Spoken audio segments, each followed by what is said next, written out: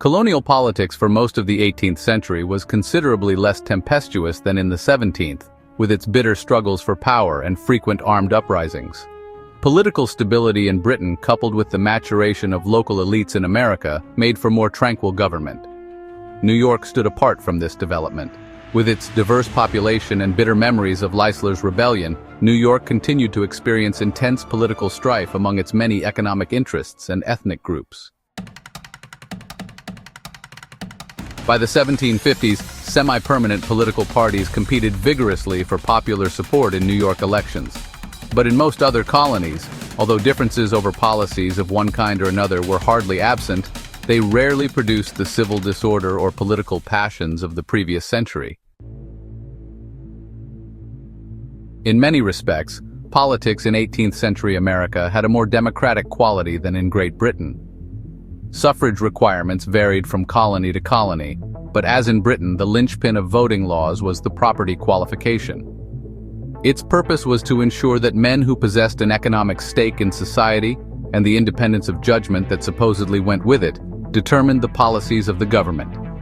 The foundation of liberty, the parliamentary leader Henry Ireton had declared during the English Civil War of the 1640s, is that those who shall choose the lawmakers shall be men freed from dependence upon others. Slaves, servants, tenants, adult sons living in the homes of their parents, the poor, and women all lacked a will of their own and were therefore ineligible to vote. The wide distribution of property in the colonies, however, meant that a far higher percentage of the population enjoyed voting rights than in the Old World. It is estimated that between 50 and 80% of adult white men could vote in 18th century colonial America, as opposed to fewer than 5% in Britain. Colonial politics, however, was hardly democratic in a modern sense. In a few instances, some towns in Massachusetts and on Long Island, propertied women, generally widows, cast ballots, but voting was almost everywhere considered a male prerogative. In some colonies, Jews, Catholics, and Protestant dissenters like Baptists and Quakers could not vote. Propertied free blacks, who enjoyed the franchise in Virginia, South Carolina, and Georgia in the early days of settlement, lost that right during the 18th century.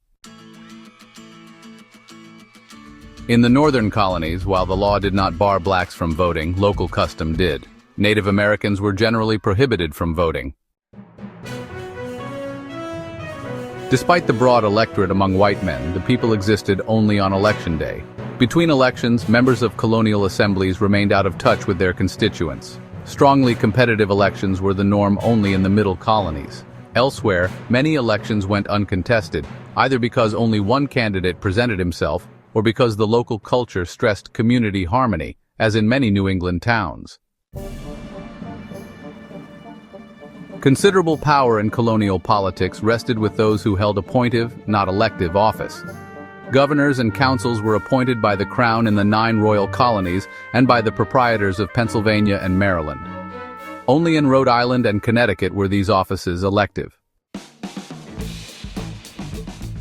Moreover, laws passed by colonial assemblies could be vetoed by governors or in London. In New England, most town officers were elected, but local officials in other colonies were appointed by the governor or by powerful officials in London. The Duke of Newcastle alone could appoint 83 colonial officials. Property qualifications for office holding were far higher than for voting. In South Carolina, for example, nearly every free adult male could meet the voting qualification of 50 acres of land or payment of 20 shillings in taxes, but to sit in the assembly, one had to own 500 acres of land and 10 slaves or town property worth £1,000. As a result, throughout the 18th century, nearly all of South Carolina's legislators were planters or wealthy merchants. Despite its boisterous and competitive politics, New York's diminutive assembly, with fewer than 30 members, was dominated by relatives and allies of the great landed families, especially the Livingstons and Delanceys.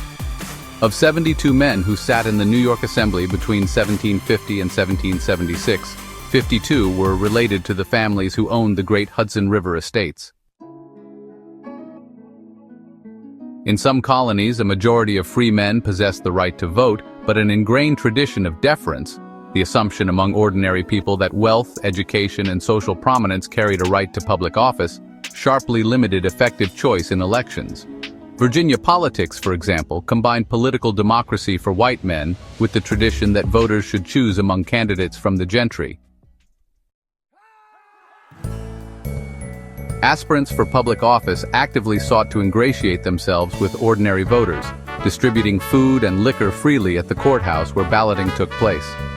In Thomas Jefferson's first campaign for the House of Burgesses in 1768, his expenses included hiring 2 men for bringing up rum to the polling place. Even in New England, with its larger number of elective positions, town leaders were generally the largest property holders and offices frequently passed from generation to generation in the same family. Preoccupied with events in Europe and imperial rivalries, successive British governments during the first half of the 18th century adopted a policy of salutary neglect, leaving the colonies largely to govern themselves. With imperial authority so weak, the large landowners, merchants, and lawyers who dominated colonial assemblies increasingly claimed the right to control local politics. Convinced that they represented the will of the people, elected colonial assemblies used their control of finance to exert influence over appointed governors and councils. Although governors desired secure incomes for themselves and permanent revenue for their administrations, Robert Hunter of New York demanded a life salary. Assemblies often authorized salaries only 1 year at a time and refused to levy taxes, except in exchange for concessions on appointments, land policy, and other issues. Typically, members of the British gentry who had suffered financial reversals and hoped to recoup their fortunes in America, governors learned that to rule effectively, they would have to cooperate with the colonial elite. In the 17th century, the governor was the focal point of political authority, and colonial assemblies were weak bodies that met infrequently. But in the 18th, as economic development enhanced the power of American elites, the assemblies they dominated became more and more assertive. Their leaders insisted that assemblies possessed the same rights and powers in local affairs as the House of Commons enjoyed in Britain. The most successful governors were those who accommodated the rising power of the assemblies and used their appointive powers and control of land grants to win allies among assembly members. The most powerful assembly was Pennsylvania's, where a new charter, adopted in 1701, eliminated the governor's council, establishing the only unicameral or one-house legislature in the colonies. Controlled until mid-century by an elite of Quaker merchants, the assembly wrested control of finance, appointments, and the militia from a series of governors representing the Penn family. Close behind in terms of power and legislative independence were the assemblies of New York, Virginia, South Carolina, and especially Massachusetts, which successfully resisted governors' demands for permanent salaries for appointed officials. Many of the conflicts between governors and elected assemblies stemmed from the colony's economic growth. To deal with the scarcity of gold and silver coins, the only legal form of currency, some colonies printed paper money, although this was strongly opposed by the governors, authorities in London, and British merchants who did not wish to be paid in what they considered worthless paper. Numerous battles also took place over land policy, sometimes involving divergent attitudes toward the remaining Indian population, and the level of rents charged to farmers on land owned by the crown or proprietors. In their negotiations and conflicts with royal governors, leaders of the assemblies drew on the writings of the English Country Party, whose emphasis on the constant tension between liberty and political power and the dangers of executive influence over the legislature made sense of their own experience. Of the European settlements in North America, only the British colonies possessed any considerable degree of popular participation in government. This fact reinforced the Assembly's claim to embody the rights of Englishmen and the principle of popular consent to government. They were defenders of the people's liberty, in the words of one New York legislator. This language reverberated outside the relatively narrow world of elective and legislative politics. The political nation was dominated by the American gentry, whose members addressed each other in letters, speeches, newspaper articles, and pamphlets filled with Latin expressions and references to classical learning. But especially in colonial towns and cities, the 18th century witnessed a considerable expansion of the public sphere. The world of political organization and debate, independent of the government, where an informed citizenry openly discussed questions that had previously been the preserve of officials. In Boston, New York, and Philadelphia, clubs proliferated where literary, philosophical, scientific, and political issues were debated. Among the best known was the Junto, a club for mutual improvement founded by Benjamin Franklin in Philadelphia in 1727 for weekly discussion of political and economic questions. Beginning with only a dozen members, it eventually evolved into the much larger American Philosophical Society. Such groups were generally composed of men of property and commerce, but some drew ordinary citizens into discussions of public affairs. Colonial taverns and coffeehouses also became important sites, not only for social conviviality, but also for political debates. Philadelphia had a larger number of drinking establishments per capita than Paris. In Philadelphia, one clergyman commented, "The poorest laborer thinks himself entitled to deliver his sentiments in matters of religion or politics, with as much freedom as the gentleman or scholar." Neither the Spanish possessions of Florida and New Mexico nor New France possessed a printing press, although missionaries had established one in Mexico City in the 1530s. In British North America, however, the press expanded rapidly during the 18th century. So did the number of political broadsides and pamphlets published, especially at election time. Widespread literacy created an expanding market for printed materials. By the eve of the American Revolution, some 3/4 of the free adult male population in the colonies, and more than 1/3 of the women, could read and write, and a majority of American families owned at least one book. Philadelphia boasted no fewer than 77 bookshops in the 1770s. Circulating libraries appeared in many colonial cities and towns, making possible a wider dissemination of knowledge at a time when books were still expensive. The first, the Library Company of Philadelphia, was established by Benjamin Franklin in 1731. So few were the readers at that time, and the majority of us so poor, Franklin recalled in his autobiography in 1791, that he could find only 50 persons, mostly young tradesmen, anxious for self-improvement and willing to pay for the privilege of borrowing books.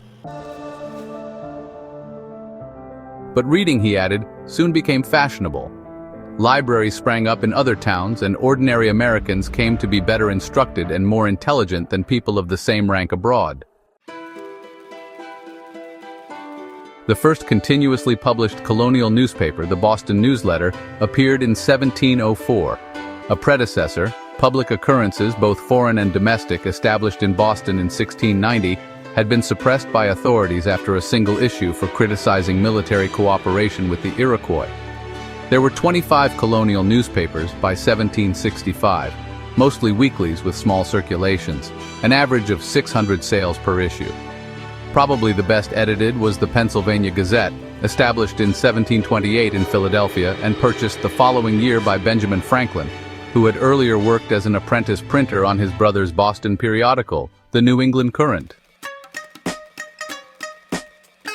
At its peak, the Gazette attracted 2,000 subscribers. Newspapers initially devoted most of their space to advertisements, religious affairs, and reports on British society and government. But by the 1730s, political commentary was widespread in the American press. The public sphere thrived on the free exchange of ideas, but free expression was not generally considered one of the ancient rights of Englishmen. The phrase, freedom of speech, originated in Britain during the 16th century in Parliament's struggle to achieve the privilege of unrestrained debate. A right of legislators, not ordinary citizens, it referred to the ability of members of Parliament to express their views without fear of reprisal, on the grounds that only in this way could they effectively represent the people. Outside of Parliament, free speech had no legal protection. A subject could be beheaded for accusing the king of failing to hold true religious beliefs, and language from swearing to criticism of the government exposed a person to criminal penalties. As for freedom of the press, governments on both sides of the Atlantic viewed this as extremely dangerous, partly because they considered ordinary citizens prone to be misled by inflammatory printed materials. During the English Civil War of the 1640s, the Levelers had called for guarantees of religious liberty and freedom of the press.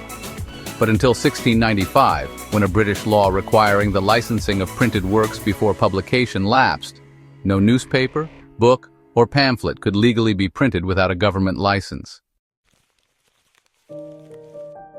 The instructions of colonial governors included a warning about the great inconveniences that may arise by the liberty of printing. After 1695, the government could not censor newspapers, books, and pamphlets before they appeared in print, although it continued to try to manage the press by direct payments to publishers and individual journalists. Authors and publishers could still be prosecuted for seditious libel, a crime that included defaming government officials, or punished for contempt. Elected assemblies, not governors, most frequently discouraged freedom of the press in colonial America. Dozens of publishers were hauled before assemblies and forced to apologize for comments regarding one or another member. If they refused, they were jailed. James Franklin, Benjamin's older brother, spent a month in prison in 1722 after publishing a piece satirizing public authorities in Massachusetts. Colonial newspapers vigorously defended freedom of the press as a central component of liberty, insisting that the citizenry had a right to monitor the workings of government and subject public officials to criticism. Many newspapers reprinted passages from Cato's letters in which Trenchard and Gordon strongly opposed prosecutions for libel. Without freedom of thought, they declared, there can be no such thing as wisdom, and no such thing as public liberty, without freedom of speech. But since government printing contracts were crucial for economic success, few newspapers attacked colonial governments unless financially supported by an opposition faction. The most famous colonial court case involving freedom of the press demonstrated that popular sentiment opposed prosecutions for criticism of public officials. This was the 1735 trial of John Peter Zenger, a German-born printer who had immigrated to New York as a youth. Financed by wealthy opponents of Governor William Cosby, Zenger's newspaper, the Weekly Journal, lambasted the governor for corruption, influence peddling, and tyranny. New York's council ordered 4 issues burned and had Zenger himself arrested and tried for seditious libel. The judge instructed the jurors to consider only whether Zenger had actually published the offending words, not whether they were accurate. But Zenger's attorney, Andrew Hamilton, urged the jury to judge not the publisher but the governor. If they decided that Zenger's charges were correct, they must acquit him, and, Hamilton proclaimed, every man who prefers freedom to a life of slavery will bless you. Zenger was found not guilty. The case sent a warning to prosecutors that libel cases might be very difficult to win, especially in the superheated atmosphere of New York partisan politics. To be sure, had Zenger lambasted the assembly rather than the governor, he would in all likelihood have been lodged in jail. But the outcome helped to promote the idea that the publication of truth should always be permitted, and it demonstrated that the idea of free expression was becoming ingrained in the popular imagination. During the 18th century, many educated Americans began to be influenced by the outlook of the European Enlightenment. This philosophical movement, which originated among French thinkers and soon spread to Britain, sought to apply the scientific method of careful investigation based on research and experiment to political and social life. Enlightenment ideas crisscrossed the Atlantic along with goods and people. Enlightenment thinkers insisted that every human institution, authority, and tradition be judged before the bar of reason. The self-educated Benjamin Franklin's wide range of activities, establishing a newspaper, debating club and library, publishing the widely circulated Poor Richard's Almanac, and conducting experiments to demonstrate that lightning is a form of electricity, exemplified the Enlightenment spirit and made him probably the best-known American in the 18th century world. One inspiration for the American Enlightenment was a reaction against the bloody religious wars that racked Europe in the 17th century. Enlightenment thinkers hoped that reason, not religious enthusiasm, could govern human life. The criticism of social and political institutions based on tradition and hereditary privilege rather than the dictates of reason could also be applied to established churches. John Locke himself had published The Reasonableness of Christianity in 1695, which insisted that religious belief should rest on scientific evidence. During the 18th century, many prominent Americans moved toward the position called Arminianism, which taught that reason alone was capable of establishing the essentials of religion. Others adopted deism, a belief that God essentially withdrew after creating the world, leaving it to function according to scientific laws without divine intervention. Belief in miracles, in the revealed truth of the Bible, and in the innate sinfulness of mankind were viewed by Arminians, deists, and others as outdated superstitions that should be abandoned in the modern age. In the 17th century, the English scientist Isaac Newton had revealed the natural laws that governed the physical universe. Here, deists believed, was the purest evidence of God's handiwork. Many Protestants of all denominations could accept Newton's findings while remaining devout churchgoers, as Newton himself had. But deists concluded that the best form of religious devotion was to study the workings of nature, rather than to worship in organized churches or appeal to divine grace for salvation. By the late colonial era, a small but influential group of leading Americans, including Benjamin Franklin and Thomas Jefferson, could be classified as deists.